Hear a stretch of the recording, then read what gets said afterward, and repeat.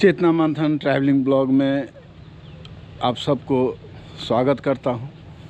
और मैं आपको घूमने जा रहा हूं और बहुत धूप है, तेज़ धूप है। और मैं इस वक्त जनकपुर धाम में हूँ। जनकपुर धाम 19 वार्ड नंबर में मेरा घर है, ये घर है मेरा। और मैं घर से थोड़ा दूर गांव के तरफ जा रहा हूं घूमने के लिए। और आप लोग को जाते जाते आपको मैं अपना उद्देश्य बताऊंगा।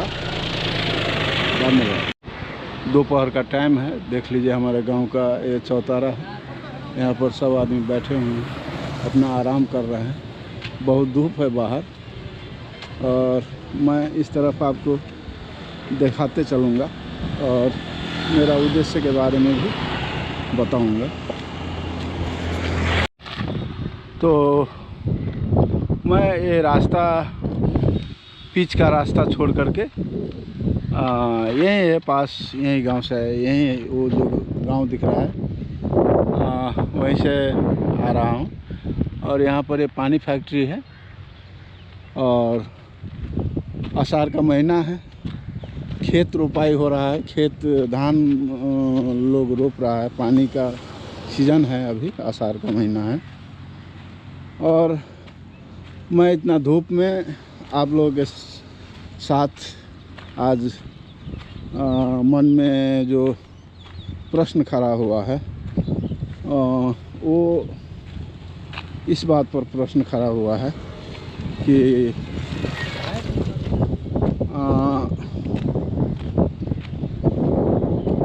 मेरा उम्र लगभग 60 पहुंचने वाला है। 58, 59, 60 कहिए, 60 के औसत में 60। तो इतना वर्ष की उम्र में मैंने इस प्रकृति के बारे में क्या जाना, इस प्रकृति के बारे में मुझे क्या पता है, इस ब्रह्मांड के बारे में मुझे क्या पता है, मेरे अनुभव क्या है और मैं क्या जानता हूँ इस प्रकृति के बारे में। जो भी आँख से दिख रहा है इसके बारे में मैं क्या जानता हूँ। तो चलिए, आज मैं क्या जानता हूँ, मैं इस पर आपको मैं क्या जानता हूँ इसके बारे में आपको बताते चलता हूँ। और टाइम में आपका दृश्य, गांव का दृश्य भी दिखाऊंगा इस तरीके से। तो इस तरीके का दृश्य है। हाँ, तो मैं क्या जानता हूँ इसके बारे में मैं शुरू करता हूँ। तो सबसे पहले हमें मैं जहाँ जाऊँ, जिस जगह पर जाऊँ, तो मुझे हरियाली बहुत अच्छा लगता है ना। पेड़ पौधा है ना, नदी नाला, पहाड़ पर्वत, ये सब बहुत अच्छा लगता है ना। हरियाली बहुत अच्छा लगता है। तो पृथ्वी का निर्माण कैसा हुआ, उतना पढ़ा लिखा तो नहीं हूँ। एटम का विस्फोट होने के बाद ये पृथ्वी का निर्माण हुआ, ऐसा वैज्ञानिक लोग कहते हैं। तो पृथ्वी का निर्माण कैसे हुआ, इसके और रहस्य सब क्या है, उतना तो मैं नहीं जानता हूँ। मैं इतना जानता हूँ कि मेरे आँख के आगे मैं जो देखता हूँ, मैं जो सुनता हूँ, मैं जो अनुभव कर रहा हूँ, इस विषय पर बातें करना चाहिए, इस विषय पर आगे बढ़ना चाहिए। और जानने के लिए तो बहुत सारा विषय है ना, बहुत सारा विषय आदमी जानते जानते चांद तक पहुंच गया है ना, जानते जानते ब्रह्मांड का बहुत सारा जगह पर पहुंच जाएगा एक ना एक दिन। तो पहुंचने वाला पहुंचेगा, और मैं जहां तक पहुंचा हूं, मैं अपना जो भी मैं पहुंच पाया हूं वो मेरे लिए बहुत अच्छा बात है। तो मैं सबसे पहले आपको ये बताना चाहता हूँ कि जितना भी पेड़ पौधा है इसका क्या हो रहा है। पेड़ पौधा सबसे पहले तो हम लोग देखते हैं बीज से पेड़ पौधा आ रहे हैं, नहीं, पहले बीज होता है और उसके आधार पर, बीज के आधार पर पेड़ पौधा उत्पन्न होता है ना। इसी में विभिन्न किस्म का पेड़ पौधा है ना, जो हम लोग फल फ्रूट के रूप में प्रयोग करते हैं, जो जड़ी बूटी के रूप में प्रयोग होता है ना। हमें खाद्यान्न खाने पीने के लिए प्रयोग होता है। बहुत सारा संसार में इतना पेड़ पौधा है, ये सब हमें इसको यदि शॉर्ट फॉर्म में देखें तो बीज रूप में दिखता है।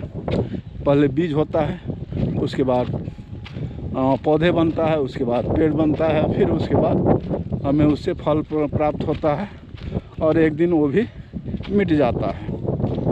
बीज से उत्पन्न होकर के बीज से प्रकट होता है और पौधा, पेड़ और फल दे करके वो फिर विनाश हो जाता है ना। तो पेड़ पौधा हुआ।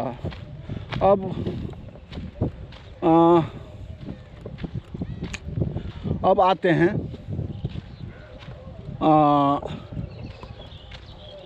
पशु पक्षी, जीव जंतु, जानवर, है ना।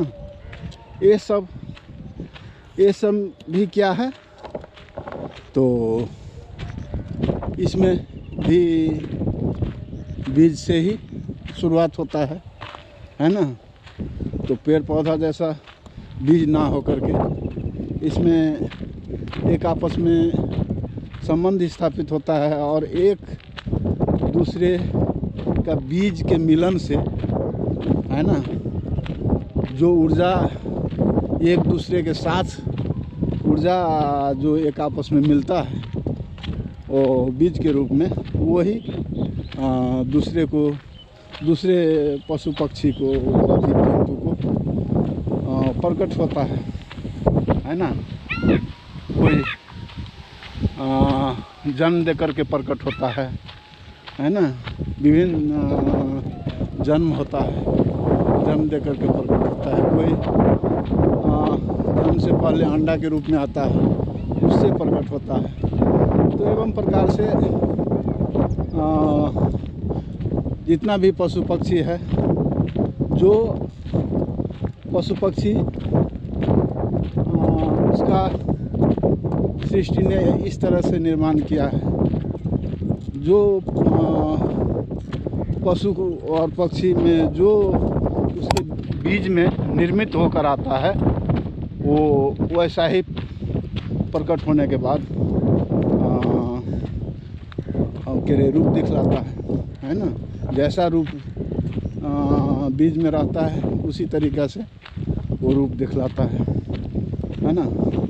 तो उसमें क्या होता है, सदियों से जो बीज भगवान के द्वारा वो बीज का निर्माण, जो सृष्टि बनने वक्त का जो निर्माण हुआ है, उसी तरीके से आते जा रहा है ना।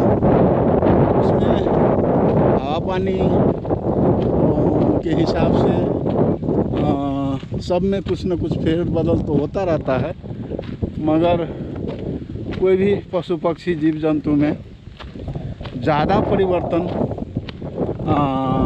जितना परिवर्तन मनुष्य में होता है जितना परिवर्तन मनुष्य में हुआ है उतना परिवर्तन और दूसरे जीव जंतु में नहीं हुआ है, ये दिखता है।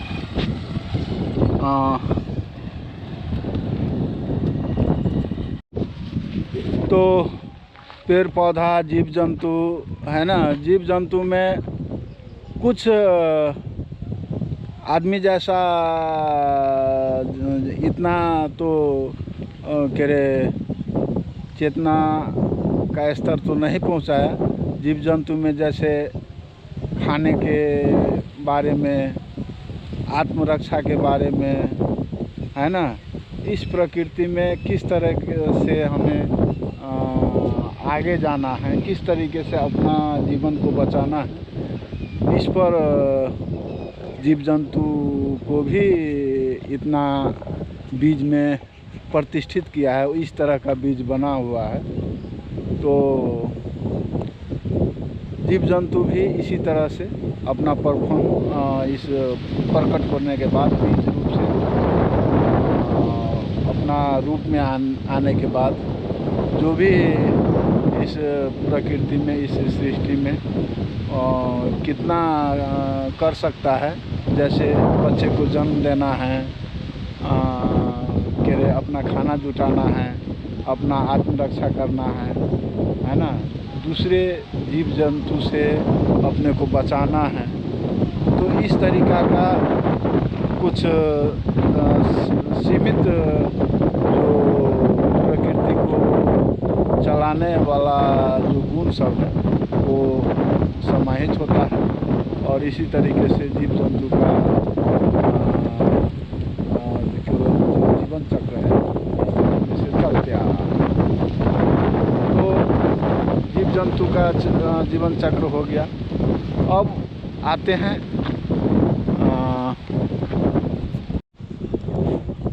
तो अब आते हैं मानव के ऊपर।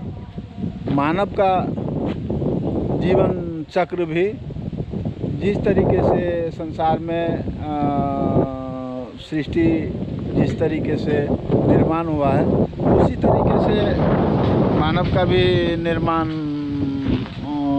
हुआ है, निर्माण हो रहा है ना, उसी तरीके से विनाश भी हो रहा है। तो मानव का निर्माण, जन्म, निर्माण यानी जन्म और मृत्यु, ये जो जन्म से लेकर के मृत्यु तक का बीच में जो भी मानव के बीच में घटता है ना, जो भी हमारे जीवन भर में घटता है, और ये घटना सब मानव को अलग अलग घटता है। सब मानव अपने अपने बीज के अनुसार से उसके घटनाक्रम पर प्रभाव पड़ता है। तो इस मानव चक्र को समझते हैं। तो अब हम मानव चक्र पर बातें करेंगे।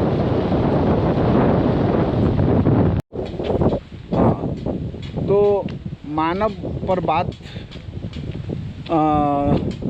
करने के लिए कहाँ से शुरुआत किया जाए, तो सृष्टि के आदिकाल से जो मानव का स्वरूप वैज्ञानिक लोग जो बता रहा है ना, सिपियन एवोक्स, मानव, कोई कहता है कि मानव बांदर, पहले बांदर जैसा था, और बांदर से होते होते मानव का विकास होते होते अभी हम इस प्रकार से हैं। तो हर एक आदमी का अपना अपना तर्क है, हर एक वैज्ञानिक का अपना अपना तर्क दिया है। आखिरी में हम लोग तर्क से ज़्यादा हम लोग किसी भी चीज़ को, ये पैदा कैसा हुआ, ये कहाँ से आया, जैसे भगवान है कि नहीं, भगवान कहाँ से है, कैसा है, इस पर हम लोग बहस करने लगते हैं, इस पर चर्चा करने लगते हैं। मगर हमारा कहना क्या है कि हम अभी भविष्य के भूतकाल को जो हम लोग प्रमाणित करना चाहते हैं, उस पर बात करना चाहते हैं। मगर अपना वर्तमान में क्या कुछ चल रहा है इस पर बात पहले होना चाहिए। तो मानव का बात करने के लिए मानव का बीच से एक दो मेल और फीमेल मिल करके, है ना, माता पिता मिल करके बच्चे को जन्म होता है ना। तो दो मेल फीमेल मिल करके बच्चे को जन्म देता है और जन्म से यात्रा शुरू होता है। तो जन्म से यात्रा शुरू होता है और जन्म से मृत्यु तक के यात्रा में हमें क्या दिखता है कि जन्म के बाद हम लोग बच्चे से ही जन्म के एक दो महीने से ही व जन्म के साथ साथ ही हम लोग हमारा जो माता पिता का जो बीज किस तरीके से आया है उसी तरीके से हम अपने बच्चे को संस्कारित करने लगते हैं। उसी तरीके से अपने संतान को भी आगे बढ़ाने लगते हैं, है ना। आगे बढ़ाने के लिए बहुत तरह का हम लोगों का व्यवहार होता है। जैसे अभी बच्चा जब तक भाषा नहीं सिखाया रहता है तो उसको आव भाव, उसका रहन सहन, है ना, उठने बैठने का और बच्चों को बोलने का तरीका सिखाना, ये सारे बातें बच्चे को जब तक भाषा नहीं जानता है तब तक माता पिता किस तरह का है उसी तरह के तरीके से उसको भरण पोषण करता है। और एक दिन बच्चा भाषा बोलने लगता है ना। जब भाषा बोलने लगता है बच्चे थोड़ा बड़े हो जाते हैं, 5-7 वर्ष का हो जाते हैं, तब हमारा बच्चा का असली यात्रा शुरू होने लगता है। तो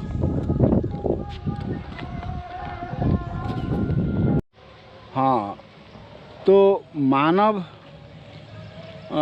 हो या जीव जंतु हो, सब एक सामूहिक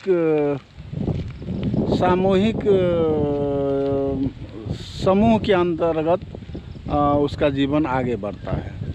सामूहिक प्राणी बोल सकते हैं। संसार में हर एक जो भी जीव जंतु, पशु पक्षी, जो भी प्राणी हैं, मानव, सब एक मेरे दृष्टि में समूह के रूप में काम कर रहा है। सामूहिक प्राणी भी बोल सकते हैं। तो मैं बच्चे पर बात कर रहा था। तो बच्चे का जब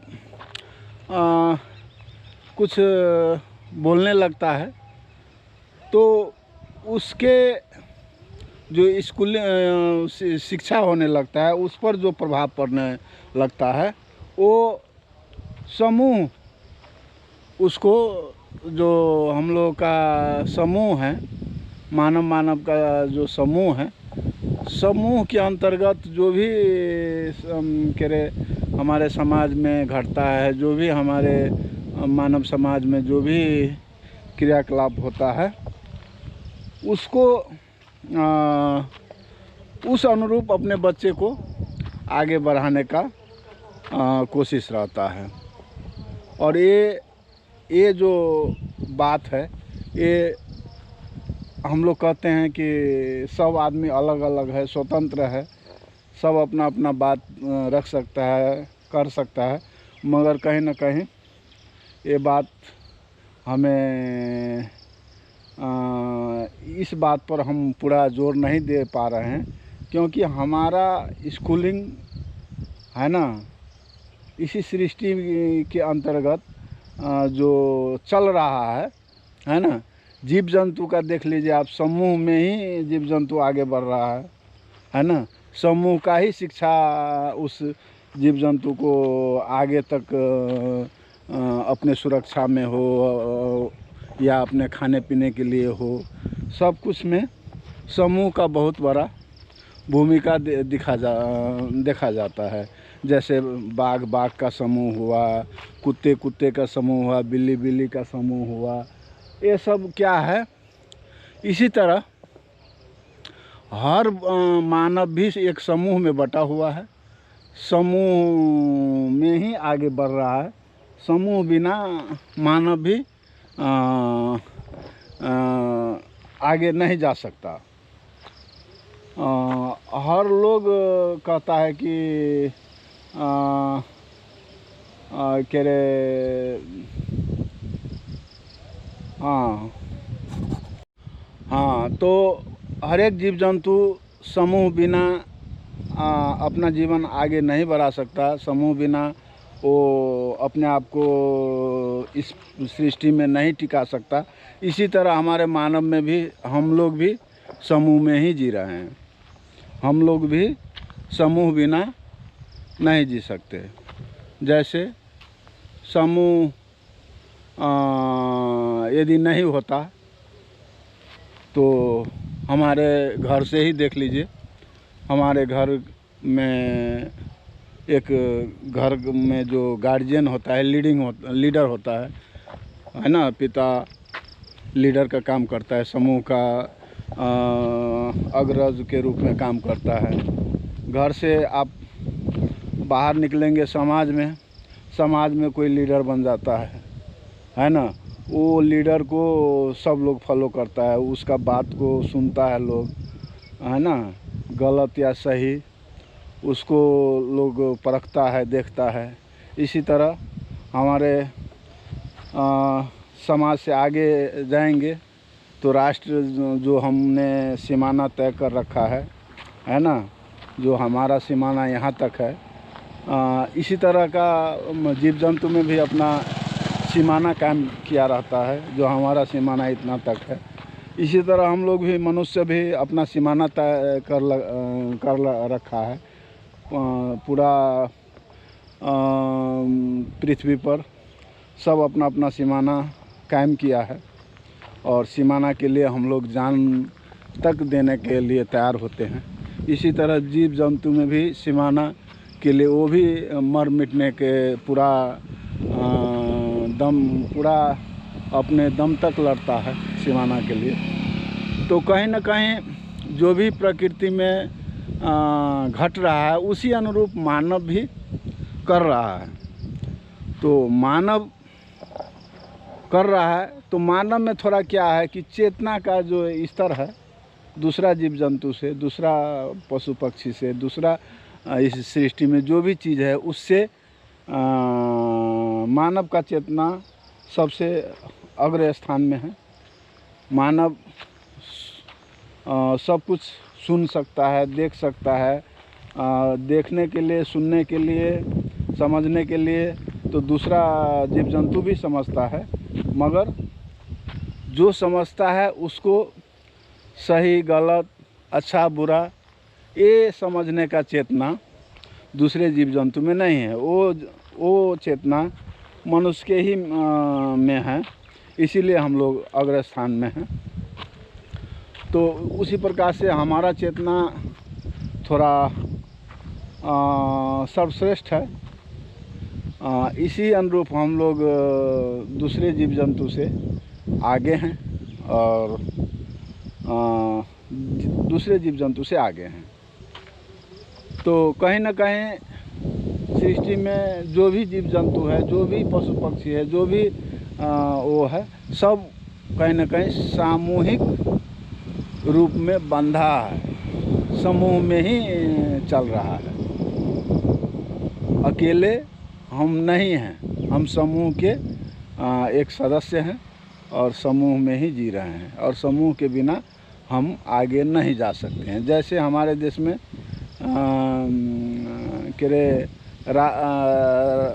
प्रधानमंत्री ना हो, राष्ट्रपति ना हो तो हमारा देश दूसरा देश का आदमी कब्जा कर सकता है, हमारा सीमाना गायब हो सकता है ना।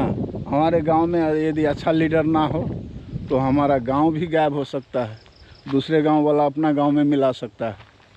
हमारा घर में अच्छा करे गार्जियन ना हो तो हमारा घर भी विखंडन हो सकता है, हमारा घर भी लोग ले सकता है, छीन सकता है हमसे। तो कहीं ना कहीं जहाँ भी हम लोग देखते हैं वो सब समूह में बंधा हुआ है, और मानव में चेतना है तो मानव अपनी चेतना से अपनी समाज को कैसे अच्छा रख पाएंगे, हमारा समाज कैसे अच्छा हो, इस पर मानव अपनी चेतना से बहस कर सकता है, उस पर बात कर सकता है, अच्छा को अच्छा बोल सकता है। जो प्रकृति के नज़दीक हो, जो प्रकृति के अनुरूप हो, उसको अच्छा कहा जा रहा है, और जो प्रकृति के विरुद्ध हो उसको बुरा कहा जा रहा है। और इसी तरीके से हम लोग आगे जीवन चला रहे हैं। तो धूप है और यहाँ मैं छाया में बैठा हूँ। तो मानव का निर्माण का पहला स्वरूप कैसा था, वो वैज्ञानिक लोग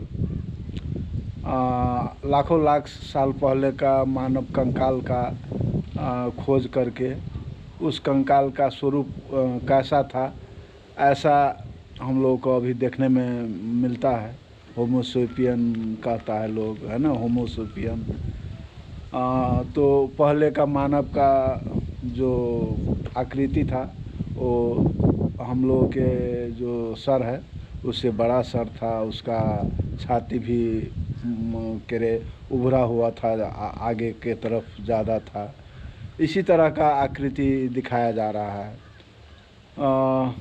जो सत्य है, और सत्य लगता है क्योंकि सारे वैज्ञानिक ने खोज करके कंकाल को सही पोजीशन पर रख करके उसको सारा अन्वेषण करके प्रमाणित किया गया है। तो हमें क्या लगता है, क्या दिखता है कि मानव कहीं ना कहीं क्या हो रहा है, पहले कैसा था, अभी का मानव कैसा है, और इसी तरह भविष्य में जाकर के मानव कैसा होगा, है ना। पहले कैसा था और अभी कैसा हो गया, एक परिवर्तन कैसे हो रहा है। तो हम मेरे ख्याल से मानव का परिवर्तन जो हो रहा है वो बीज के आधार पर हो रहा है, और बीज में जो भी चेतना से बीज बनता है, मान लीजिए हमारा जीवन भर का जो चेतना का स्तर होगा, जो हमने अपने बारे में, समाज के बारे में, अपना कर्म के बारे में, जो भी मानव के हित और प्रकृति के हित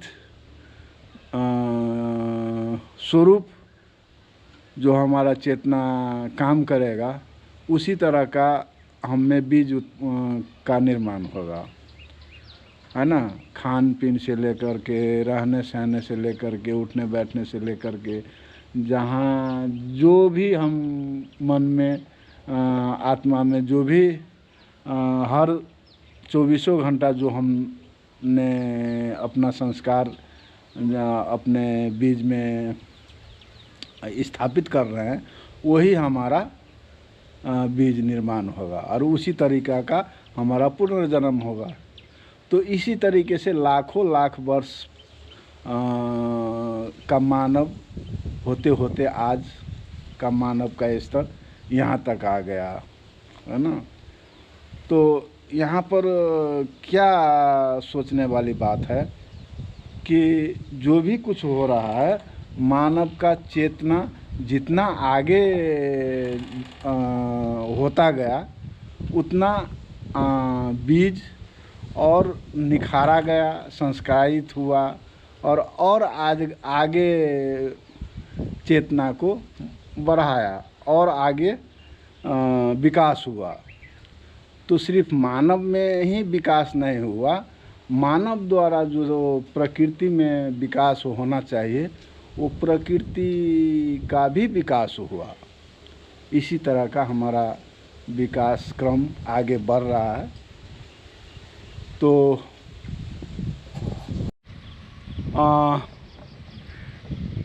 जीव जंतु में भी समूह जो करता है, जैसे सिखलाता है ना, माता पिता बच्चों को किस तरह खाना ढूंढना है, दूसरे से किस तरह बचना है, किस तरह शिकार को पकड़ना है, ये सब जैसे और जीव जंतु भी अपने संतति को सिखाता है। उसी तरह का गुण मानव में भी है। अपने संतति को किस तरह के तरीके से मानव समाज में आगे बढ़ाएं और अपना अपना जीवन को किस तरह के तरीके से, है ना, सबसे अच्छा बनाएं, है ना, जो प्रकृति के अनुकूल हो, जो प्रकृति के विरुद्ध ना हो। इसी को हम लोग ने शिक्षा कहा, इसी को हम लोग ने अनुशासन कहा, नाम दिया शिक्षा का, अनुशासन का, है ना। और इसमें हम लोगों का बच्चा को बांधते चला गया, अनुशासन में बांधा, शिक्षा में बांधा, है ना। तो कहीं ना कहीं यहाँ पर क्या दिख रहा है, तो मानव में ऐसा चेतना है जो सारे प्रकृति को समझ बूझ कर, सोच समझ के साथ प्रकृति से मिलने वाला, प्रकृति स्वरूप अनुरूप, प्रकृति अनुरूप का जितना भी शिक्षा है हम लोग बच्चे को देते हैं, वो सब सकारात्मक। तो हमारा बच्चा का जो सामूहिक रूप से समाज के तरफ से जो शिक्षा मिल रहा है वो तो सामूहिक शिक्षा है ही। और सामूहिक शिक्षा सिर्फ शरीर का, जो हमारा शरीर है उसका रक्षा हेतु, उसका पोषण हेतु, इस तरह का, और प्रकृति में किस तरह से एडजस्ट होना है, किस तरीके से हमें आगे शरीर को सुरक्षा मिलेगा, इस तरह का शिक्षा सामूहिक रूप में बच्चे पर प्रभाव पड़ता है। यहीं पर शिक्षा पद्धति में हम लोगों का गड़बड़ हो रहा है। शिक्षा पद्धति ऐसी होनी चाहिए जो समाज मानव के निमित्त होना चाहिए, जो प्रकृति के लिए शिक्षा होना चाहिए। प्रकृति का जो भी चीज़ हम आँख से देख रहे हैं उसका लाइफ साइकिल कम से कम छोटकरी रूप में, पेड़ पौधा का लाइफ साइकिल, पानी, है ना, पानी का, पहाड़ पर्वत और पृथ्वी का, ऐसा सूर्य चाँद, इस सब का छोटकरी रूप में बच्चे से ही शिक्षा देना चाहिए, है ना। मगर हमारा शिक्षा कैसा हो गया, सिर्फ शारीरिक शिक्षा हो गया, शरीर के लिए ही जीवन यापन का शिक्षा हो गया, हमारा सुरक्षा का शिक्षा हो गया, ऐसा हमारा जीवन यापन संबंधी शिक्षा हो गया, जिसके कारण हमारा चेतना जितना तरक्की से आगे बढ़ना चाहिए था उतना नहीं बढ़ा। नहीं बढ़ने का मतलब ये नहीं कह रहा हूँ, चेतना तो बहुत आगे बढ़ रहा है, मगर बहुत कम लोगों को चेतना आगे बढ़ रहा है। मेरे हिसाब से चेतना का स्तर अभी मुट्ठी भर लोगों का चेतना आगे जा रहा है। यदि मान लीजिए सबका सब कम से कम ज़्यादा से ज़्यादा लोगों का चेतना यदि आगे बढ़े तो और ज़्यादा प्रगति होगा मानव जीवन के लिए, प्रकृति के लिए, जो भी कुछ ये सृष्टि के लिए है वो सब में विकास होगा, सब आगे जाएगा। हम लोग जितना आगे जाएंगे उतना हमारा चेतना भी आगे जाएगा। तो हमारा स्कूलिंग शिक्षा में यहाँ गड़बड़ होने के कारण अच्छी शिक्षा जो मानव के लिए हितकर हो, प्रकृति के लिए हितकर हो, वैसा शिक्षा हमारे बच्चे को नहीं मिल रहा है। इसीलिए हमारा जो बच्चे में संस्कार पड़ रहा है वो हमारे बच्चे में नहीं, हमारे आगे संतति में भी यही संस्कार जाएगा, क्योंकि बीज तो इसी तरह का निर्माण हो रहा है। तो जैसे बीज हमारा निर्माण हो रहा है उसी तरह का हमारा संतति आगे जाएगा। तो इसी में कुछ विकास होगा, विकास होते जाएगा। विकास नीचे के विकास जो है वह चेतना का विकास जो है उसका पहिया पीछे की ओर नहीं जाएगा, कभी भी आगे की ओर जाएगा।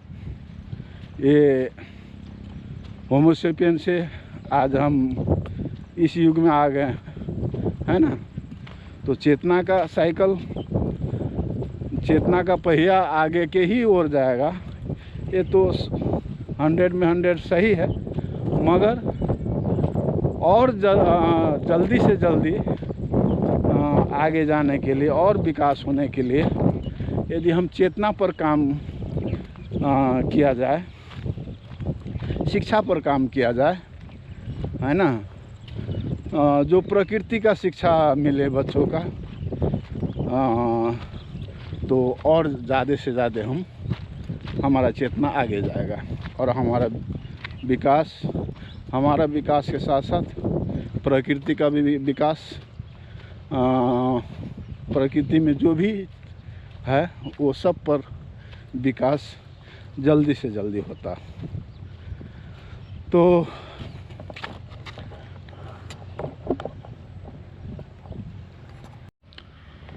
हाँ, तो हमने बात किया कि शिक्षा जो होनी चाहिए वो मानव को नहीं मिल पाने के कारण हम लोगों में गरीबी है ना, कोई गरीब है, कोई धनी है, कोई ईमानदार के बेईमान है, कोई हत्यारा है, कोई चोर है।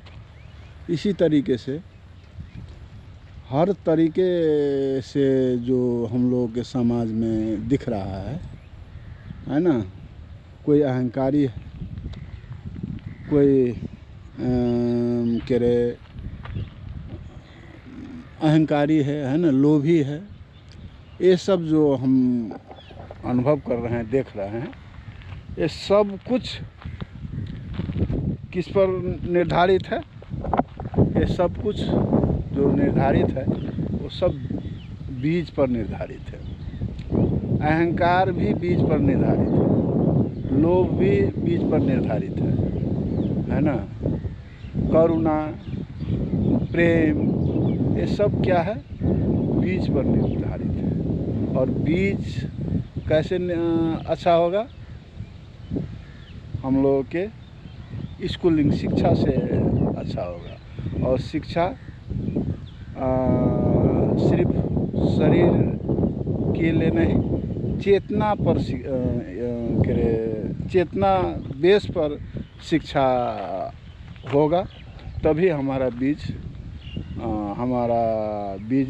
में निखार आएगा, हमारा बीज संस्कारित होगा। तो हम लोग पाप कहते हैं, पुण्य, धर्म, ये सब जो कुछ भी हम लोग समाज में बोल रहे हैं, पाप, ज़्यादा गलत करोगे, चोरी करोगे तो पाप लगेगा, है ना, अच्छा काम करोगे तो धर्म होगा। ये सब जो है, यदि प्रकृति स्वरूप अनुरूप हम प्रकृति को अहित ना हो, इस तरीके से हमारा काम यदि हर समय आगे बढ़ेगा तो धर्म कहलाएगा। यानी सकारात्मक जितना भी पक्ष है उस अनुसार से हम जीवन को आगे बढ़ाएंगे तो वो धर्म हो जाएगा, और नकारात्मक पक्ष से हम अपना जीवन आगे बढ़ाएंगे तो पाप हो जाएगा, है ना। तो इसका जो पाप का, धर्म का जो है ना, पाप पुण्य का, इसका जो नापने का मतलब कह रहे मापन जो व्यवस्था है प्रकृति में, जो इसका मापन व्यवस्था बहुत एक्यूरेट है। ये मापने का जो प्रकृति कह लो या भगवान के हाथ में कह लो, है ना, हम लोग यमराज के चित्रगुप्त के हाथ में है, हमने कितना पाप किया, हमने कितना धर्म किया, इसका लेखा जोखा चित्रगुप्त ने रखता है और उसी अनुसार से हमारा न्याय होता है। ये सब चित्रगुप्त, यमराज ऐसा कुछ नहीं है। हम लोग, हमारा चेतना पुरस्कृत हो, अच्छा हो, सकारात्मक पक्ष का जोर हो, सकारात्मक पक्ष में हमारा चेतना काम करे, इसीलिए इस तरीक़ा से ये हम लोगों का सिखाया जा रहा है। मगर कहीं ना कहीं भगवान का एहसास आदमी में होता है कि ये जो पाप पुण्य का लेखा जोखा है, इसको एक्यूरेट कैसे मापन होता होगा, इस पर कैसे कह रहे मापन होता होगा, है ना। और वो मापन 100 में 100 वो जो हम कह रहे हमारे मानव में वो मापन 100 में 100 दिखता है। आप जितना आपका पाप होगा और कितना आप पुण्य कमाए हैं, इसका लेखा जोखा एकदम थोड़ा सा सुई के नोक बराबर भी नीचे ऊपर नहीं होता है। ऐसा हम लोग ने अनुभव, हम लोग, आप लोग भी ये इसका अनुभव किए हैं, और इसका अनुभव हम लोग इस समाज में देखते हैं। इसी तरीके से हाँ, तो हमारे समाज में, हमारे इस मानव जाति में बहुत लोग भिन्नता देखते हैं। कोई गरीब, कोई अमीर, कोई मूर्ख, कोई चेतनशील, है ना, कोई महाज्ञानी, कोई पटमूर्ख। ये सब जो है कहीं ना कहीं बीज से तो संस्कारित है ही, मगर यहाँ पर जो हम लोग का बीज में संस्कार अच्छा बैठाने के लिए हमारा जो चेतना है उस पर स्कूलिंग शिक्षा नहीं हो रहा है, कम हो रहा है। इसी के कारण ये सब हमें ज़्यादा से ज़्यादा देखने को मिलता है। मगर दूसरा क्या है, चेतना का या प्रकृति का एक विशेष उपहार है कि आप कुछ भी कर लो। जैसे एक पौधा आज लगा दो तो 1 महीने में हरा हो जाएगा, पत्ते आ जाएंगे, फल फूल के जो उसका 1 महीने का बीच में होना होगा वो सब हो जाएगा। इसी तरीके से हमारा जो कर्म है वो कहीं ना कहीं हम लोग जो कर्म करते हैं, और जो कर्म ज़्यादा अभ्यास करते हैं, जो कर्म बार बार हम रिपीट करते हैं, वही हमारा एक किस्म का क्या हो जाता है, वही हमारा बीज संस्कारित करने लगता है। वही कर्म का जो चेतना है वही हमारे संस्कारित होने लगता है। तो इस जगत में हम किस तरह का चेतना लेकर के अपना जीवन यापन करेंगे, कैसे हम आगे बढ़ेंगे, किस बीज को, किस चेतना से हम इस हमारा बीज में संस्कार अच्छा पड़े, ये सब का शिक्षा यहीं से अर्जित करना पड़ेगा। यहीं से अर्जित करके और यहीं से अभ्यास बनाना पड़ेगा, तभी जा कर के हमारा बीज संस्कारित होगा और हमारा पूर्व जन्म अच्छा होगा। तो अब रह गया बात, धनी आदमी दिन प्रतिदिन धन बढ़ाता क्यों है ना? वो धन कमाते जाता है, फिर भी उसका मन भरता नहीं है। तो ये प्रकृति का नियम है। आप कुछ भी, आप प्रकृति में जो कुछ भी देख लो, यदि ज़मीन से जुड़ गया तो वो बढ़ते जाएगा जब तक उसका अंतिम जहाँ तक बढ़ना होगा वहाँ तक बढ़ने का ही प्रयास करेगा, क्योंकि गतिशील है ये प्रकृति, जो है गतिशील है। तो सिर्फ पेड़ पौधा जीव जंतु में ही गतिशील नहीं, हमारे मानव का चेतना में भी गतिशील है। तो जो कुछ भी हम करेंगे वो एक आना करेंगे तो 16 आना उपलब्ध होता है, ऐसा हम लोग कहते हैं। इसी तरीके से हम थोड़ा सा कुछ सोचेंगे तो, और वही बात बार बार सोचते जाएंगे तो वो सोचाई बढ़ते जाएगा, आगे बढ़ते जाएगा, है ना? और वही संचित होते जाएगा। एक स्वर में कहें कि हम जैसे अभ्यास बनाएंगे उसी तरह का अभ्यास का संस्कार बीज पर पड़ेगा और वही हम बन पाएंगे, वही हम ले जा पाएंगे। तो धनी आदमी धन कमाएगा ही, जो ज़्यादा